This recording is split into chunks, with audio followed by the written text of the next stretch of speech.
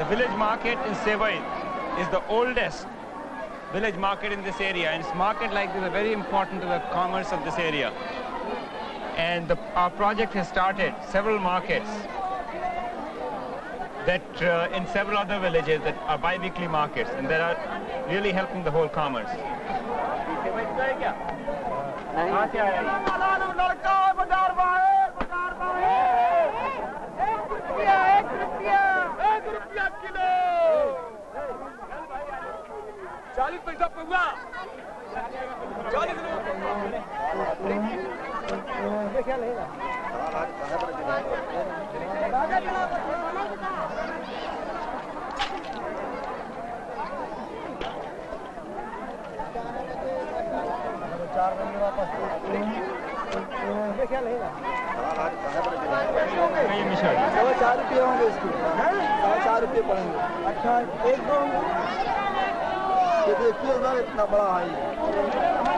Now this particular gamcha, which is a traditional cloth that people use, has been made at our handloom center and is now being sold in the village market. It is being sold for 4 rupees and 25 paisa, which is roughly about 50 cents. And the design over here is bigger than the normal one you see that other people are selling here for 4 rupees. So people are buying quite a number of these things. In fact, we have sold in the last month about 200 of these. And it's all handmade on the hand loom. In these villages, hand weaving had almost been forgotten. Now, once again, young villagers are learning the skills and increasing the income of their families. A fully trained weaver whose family earned about $25 a month has been able to double that amount. This handloom center was built in a village of untouchables. Gandhi called them Harijans, children of God. Indian society is composed of castes or classes of people. Harijans are below even the lowest caste. They have been called untouchables because no other Indian should be touched by them. If this were to happen, the person touched would have to go through ritual cleansings to regain his purity.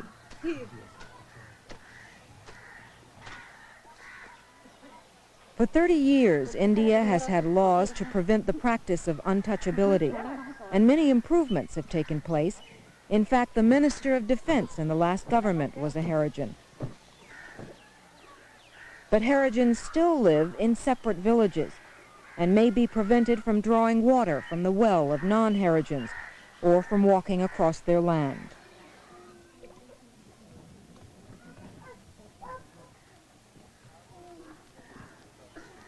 Independence ended the rule of the feudal-like lords in the villages. They were usually wealthy members of a high farmer or warrior caste. They built town walls, man-made lakes, wells, and temples. They were judge and jury, protector and punisher. Yet with their passing, village life has changed little. Castes differentiate between occupations, such as artisan and farmer, and between levels of wealth and social prestige. Today, low caste still obeys high caste. Tradition and the entrapment of poverty give place slowly to changes and development. This truck is owned by a middle caste farmer who also has the money to rent a tractor and to build a well. But for most of the villagers, renting a tractor or building a well to irrigate their land is far beyond their means. About 72% of India's farmlands are unirrigated, so only one crop a year during the monsoon season may be possible. This farmer rents water from his well at an hourly rate of 60 cents, enough to irrigate about 1/4 acre. The average landholding is about 1 1/2 acres, so a relatively small amount of water and money is all that's necessary to grow 1 or 2 extra crops a year. But even so, the money to buy water is out of the reach of many farmers.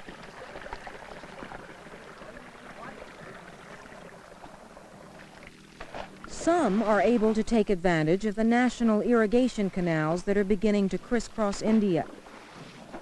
In 1977 alone, 7 million acres were brought under irrigation. Landless peasants work to irrigate somebody else's fields.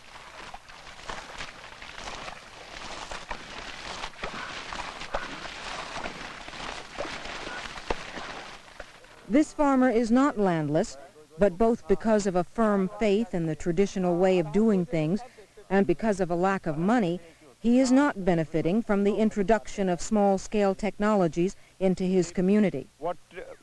Over here, this is one of the traditional farmers who has 2 or 3 acres of land, but he did not convert to modern methods of irrigation with tube well irrigation or using fertilizers or using pest control or modern methods.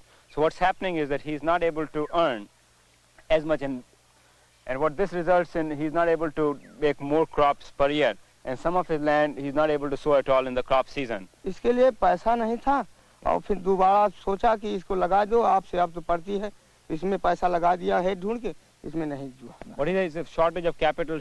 One field he has been able to convert, putting his money in this potato sowing in this other field, but the rest of them he has not been able to get the money and the resources to convert to modern methods. अब पिछले साल में साहब season में कितना हुआ एक season में? आपकी सीजन में क्यों आगे वाले सीजन में? पिछले वाले सीजन में. पिछले वाले सीजन में साहब मजे हो ही रहा मगर he earned about 500 rupees in a season, so which is about 3 months or 4 months growing season. So that means he earns less than 2,000 rupees a year. एक बीघा आलू बोरे 500 रुपया हमने. And the major this thing is sometimes price goes down and sometimes the crop failure. His production in paddy, for example, was 1/3 the average for the land. He only earned 15 boris on the land. Other people earn 50. They produce 50 boris or 50 bags. कर्जों में साहब देते रहे और लेते रहे और देते रहे, कर्ज भी देते हैं. He spends it all on his food and clothing for his kids, etc. With the money, he also gets some water for irrigation, the leftover for irrigation after something, and he also takes loans and then he repays the loans. But he's not able to quite get enough. अरे 100-200 रुपया होगा. He says he only has 100-200 rupees with a local money lender, but he has not taken any other loans. उस loan से आपका फायदा हुआ था? हाँ साहब कुछ फायदा जरूर. क्या फायदा हुआ था? फायदा ये हुआ साहब. Several years ago, he had taken a loan for 2 years from the State Bank for 1,200 rupees to repay the local money lender. So he really did not have any of that loan to spend in his crops, just paying the local money lender who charges exorbitant interest rates. Abhay wants Mr. Shital Prasad to consider renting water from a newly introduced kind of well called a tube well. What we are suggesting to him is that we provide him methods of irrigation, either his own tube well or provide enough tube wells so the cost of water goes down. The way our program works, he does not have to buy it. He can just rent it on a daily basis, and 1 or 2 days a year he would need, or 1 or 2 days a season, and he only has to pay 2 rupees.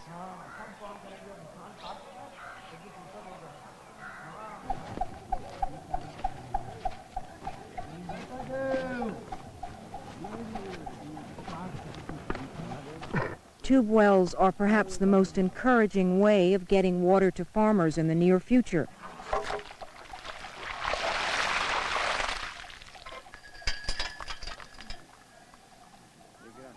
They can be made easily with manual labor and can tap more water because they go deeper than other manually built wells.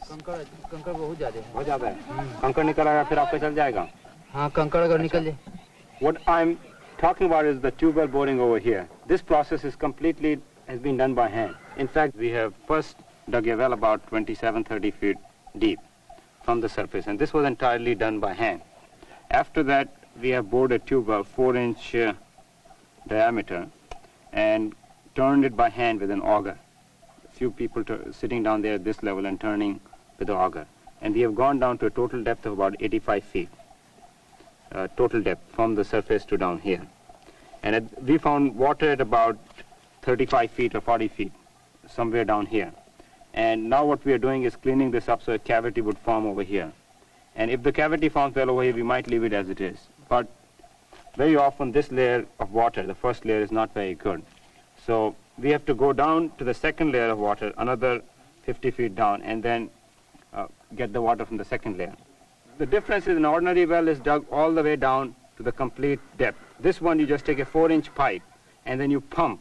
You have to use some sort of a pumping mechanism to get the water out. In the ordinary well, you can use a bucket or you can use any of the traditional methods.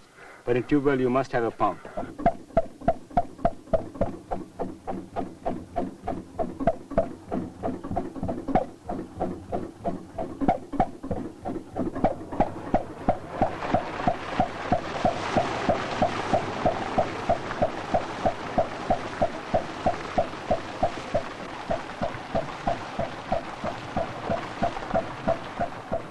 Diesel pumps cost money to buy and maintain.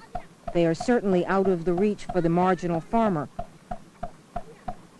But for a farmer with enough capital, small-scale improvements can create ever-increasing benefits. With improved seeds and fertilizer, these fields will yield 3 more crops than those of Mr. Prasad.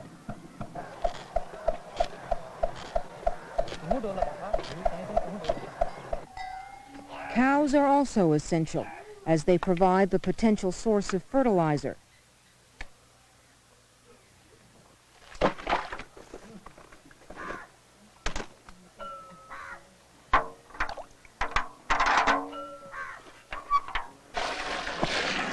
Mr. Ramparos Verma owns 3 cows.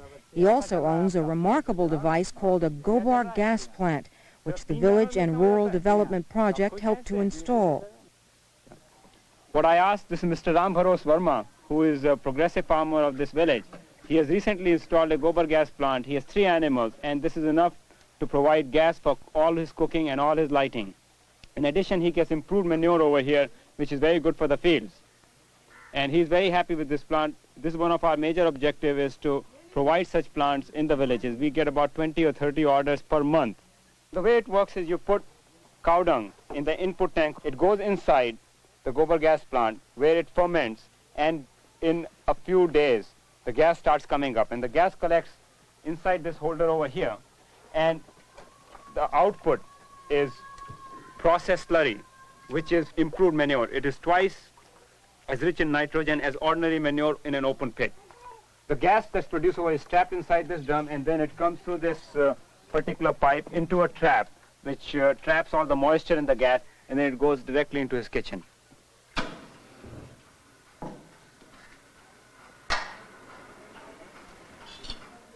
Cooking is one of the most time-consuming chores in the household.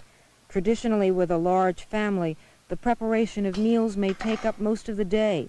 The Gobar gas plant cuts this time down significantly.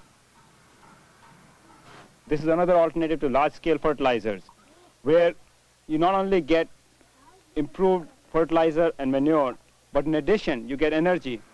This methane lamp provides light for free. Women have campaigned for candidates who have promoted community Gobar gas plants. For most of the villagers, however, cow dung and firewood remain necessary. Both are now precious commodities. Many regions of India are becoming deforested, and people often have to gather firewood many miles from the village. Women and children spend hours collecting cow dung and making paddies, a source of good fertilizer that never gets used. But the existence of Gobar gas plants has created a problem for some. Poor farmers who have no bullocks are less likely than ever to find cow dung free for the taking. India's small farmers are making gains at the expense of its truly impoverished peasants.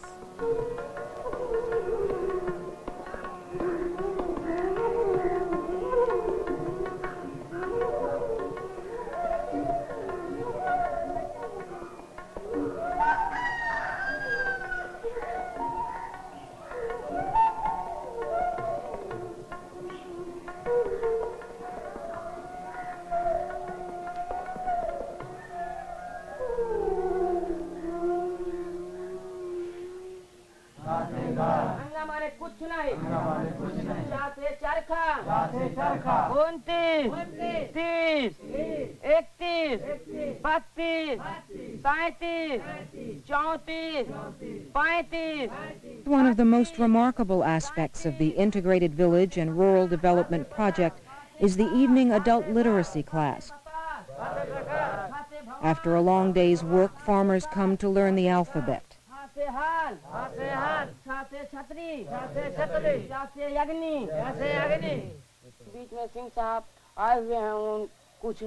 आपके सामान्य ज्ञान के बारे में कुछ बताएंगे। There are also guest speakers from the nearby colleges to give agricultural advice. ऐसा है कि मैं थोड़ा सा गेहूं के बारे में आप लोगों को यह बताना चाहता हूं कि किस तरह से गेहूं की खेती करें कि अच्छी उपज हो। जमीन जो है, मिट्टी का शोधन होना चाहिए। उसके लिए हेप्टाक्लोर नाम की एक दवा आती है, जिसको मिलाने से उसमें पहले से जो मौजूद कीड़े, दीमक इत्यादि या तरह तरह के कीड़े रहते हैं वे मर जाते हैं। इसके लिए गेहूं हम पहले नई वैरायटियों जैसे कि उन्नतशील जात के गेहूं हैं। इस समय RR21 करबै गौना के सुधार दल के नेता बन के, करबै गौना के सुधार दल के नेता बन के, करबै गौना के सुधार के नेता बन के, नाही ना करबै इनकार दल के नेता बन के, दल के नेता बन के, दल के नेता बन के, करबै गौना के सुधार दल के नेता बन के। शिक्षा और सहयोग भावना घर घर में फैलौबै। This is Ajapura, a village in the state of Gujarat. Ajapura and 900 other villages are using this simple but efficient technique to test the butterfat content of milk.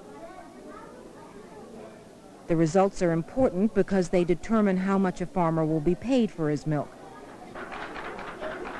The villagers are part of a unique dairy cooperative movement which began during India's struggle for independence and continues to spread throughout the countryside. For peasants who are too poor to make individual improvements, a cooperative effort can bring hope. Dr. Kurian, manager of the cooperative. The cooperative movement here began in 1946-47. And before that, there was a private dairy collecting milk. Now, one of the things to be remembered is that milk is probably the only agricultural commodity that needs to be marketed twice a day, every day of the year. And it's a highly perishable commodity. If the farmer cannot sell it, it's a dead loss to him. The private dairy had a contractor in each village to collect milk. And because of the perishable nature of milk, the farmer had to accept whatever price was paid to him. And therefore there was gross exploitation of the farmer in the marketing of milk. And this was the main reason why a cooperative became necessary.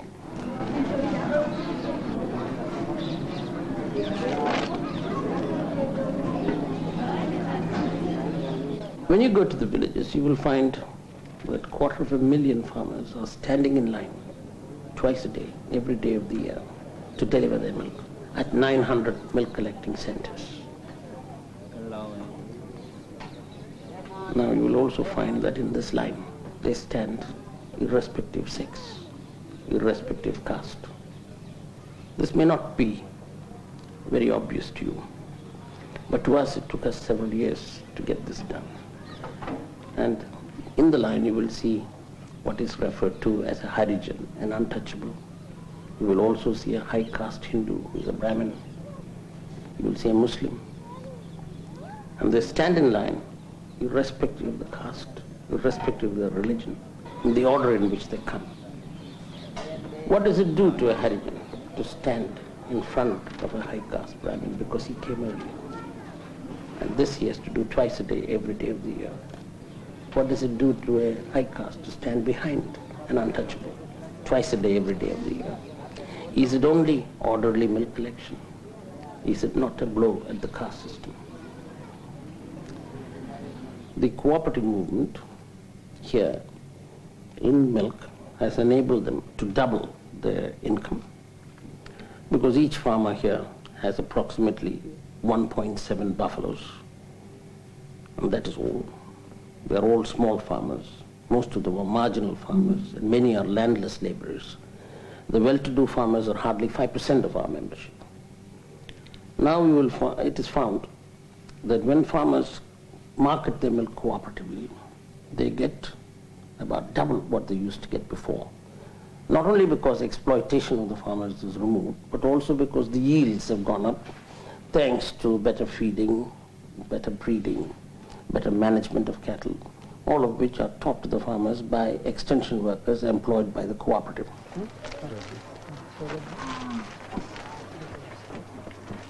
Then we have a veterinary service, which guarantees to the farmers in their villages a visit by a veterinarian once they ask for him, within 4 hours of asking for him.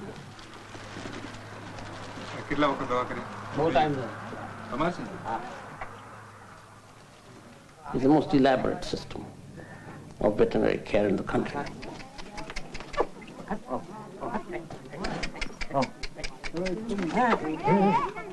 What does it do to them to see modern medicine and modern science displayed in the village, under village conditions? What we find is they begin to ask, what about our health? What about a human health service?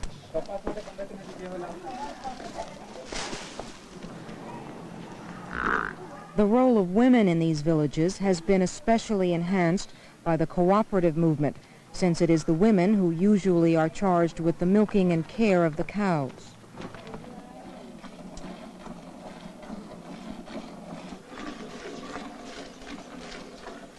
We have a scheme by which we bring women from the villages to show them their dairy.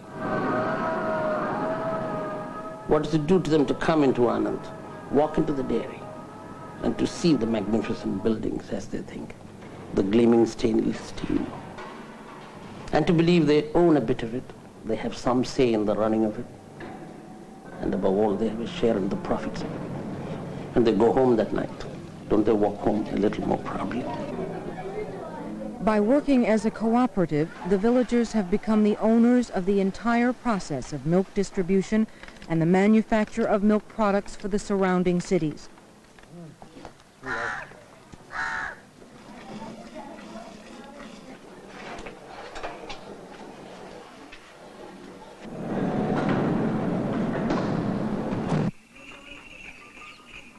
In every field of agricultural production, I believe the time has come when the means of processing and marketing farmer produce should be in farmers' own hands.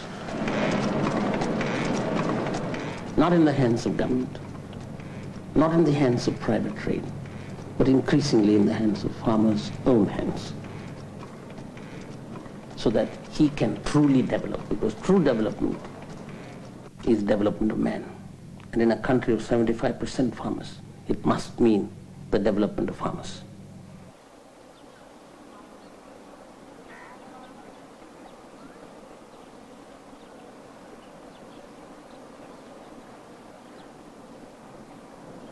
These members of the dairy cooperative have found that cooperation offers an escape from poverty. They have set up their own tube well cooperative. So these, small and marginal farmers, 68 farmers, they combined together and they purchased this well after getting the loan from the bank. 114,000 rupees. And then they started this society, cooperative society of this water. And there are 68 members now. They are supplying 145 acres. Estimate તૈયાર જિલ્લા પંચાયતે અમને તાલુકા પંચાયત મારફતે નક્કી કરાવડાયું. And he says that previously they were charging 22 rupees per hour's work. 45 acre જમીનની અંદર પાણી ફરશે એ રીતનું એસ્ટિમેટ નક્કી કર્યું. And now it is being charged only 7 rupees and 50 paisa only. નક્કી કરી આપ્યું અને 1,14,000 ના એસ્ટિમેટ પેટે તાલુકા પંચાયતે અમને 57,000 રૂપિયા સબસિડી આપવાની નક્કી કરી. Are these people members of the dairy cooperative? આ જો સભાસદો છે એ ડેરી કોઓપરેટિવના પણ મેમ્બરો છે. હા. They are the members of the cooperative society, milk cooperative society. Has that increased their income? A member થયા પછી એ સોસાયટીમાં તમારે જો લાભમાં વધારે થયું છે એમાંથી તમારે કેટલું લાભ વધારે થયું? કોઓપરેટિવ એમ કે દૂધની સોસાયટી ચાલુ થતો After forming the cooperative milk society also, those people are very much benefited. સારા પ્રમાણમાં પૈસા મળતા થયા. Because previously they were getting very less milk from the middleman. Now they are getting very good profit. That is what the people say. Is there anything else they would like to tell us about? I mean, is there any? Those are all the questions I have. તમારે આ સોસાયટીના બાબતમાં તમને બીજું કશું કહેવા જેવું બાબતો હોય તમે કહી શકાય. આ સોસાયટી માટે અમારે હજુ ઘણી મુશ્કેલીઓ બીજી દેખાય છે. Now these people want to form the cooperative society of the tractors. મુશ્કેલીઓ છે ખેડવા માટેના જો એમ કે મોટા લોકો જે ટ્રેક્ટરનો ખેડે છે. For field work, these tractors are kept by the landlords and they are just getting the benefits out of that. અને ખેડૂતોને સારા દામે અમે ઉત્પન્ન કરી શકે. So that all the these small farmers, they will be benefited out of that cooperative society. Tractor લાવવાની પણ અમારી હજુ એમ કે ધારણા ચાલુ રહી છે. Now this is not merely a task of creating jobs. This is not merely a question of technology. This is also a question of the kind of social and economic order that you are going to have. And I would like to assure you that both as a socialist and as a man who belongs today to the Janata Party, in which all the socialists are also members, well, our commitment to bringing about a egalitarian order in this country is total. Ultimately, it is not enough for a convinced socialist or for a few committed people somewhere to talk about the revolt of the masses. The masses can revolt, the masses can stand on their own when they have the physical and the mental stamina to do that. In our country, they have been denied that. And the whole thrust into the rural areas is also helping you. It's providing you with an infrastructure to bring about the kind of change that you're talking about, and to which all of us are committed.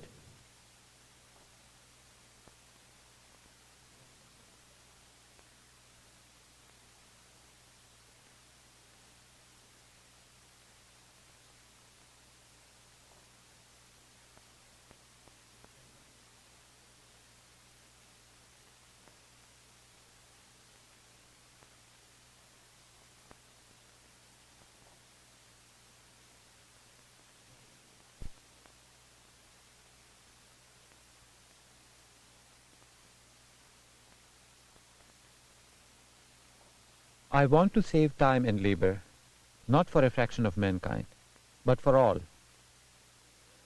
I want the concentration of wealth, not in the hands of a few, but in the hands of all. Today, machinery merely helps a few to ride on the backs of millions. The impetus behind it all is not the philanthropy to save labor, but greed. It is against this constitution of things that I am fighting with all my might.